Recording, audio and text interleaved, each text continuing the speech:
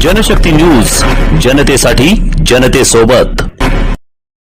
नीट परीक्षेत मार्क वाढवून देतो म्हणून 1,10,00,000 रुपयांची फसवणूक केल्याप्रकरणी आरोपी अरविंद गोविंदलाल चंडक याच्या विरोधात सदर बाजार पोलीस स्टेशनमध्ये गुन्हा नोंदवण्यात आला आहे। तक्रारदार मेहंदी अली सय्यद यांनी हा गुन्हा दाखल केला असून आरोपी सध्या फरार आहे।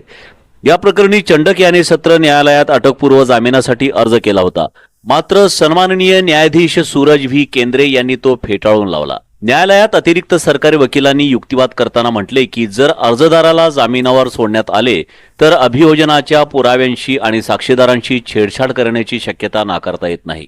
तसेच अर्जदाराच्या फरार होण्याची शक्यता आणि माहिती देणाऱ्या व्यक्तीविरुद्ध गंभीर गुन्हा करण्याची शक्यता देखील आहे।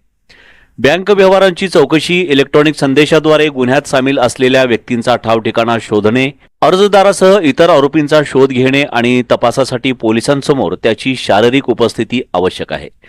वकिलांनी पुढे सांगितले की अशा परिस्थितीत जामीन मंजूर केल्यास पुराव्यांशी छेडछाड, साक्षीदारांवर दबाव टाकणे, आरोपी पळून जाणे, तपासात अडथळा आणणे आणि माहिती देणाऱ्याविरुद्ध गंभीर गुन्हा करण्याची शक्यता वाढेल।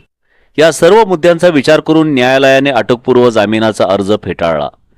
पोलीस या प्रकरणाचा तपास करत असून आरोपीला लवकरच अटक करण्याच्या प्रयत्नात आहेत। हे प्रकरण नीट परीक्षेशी संबंधित फसवणुकीचे असल्याने शिक्षण क्षेत्रात एकच खळबळ उडाली आहे।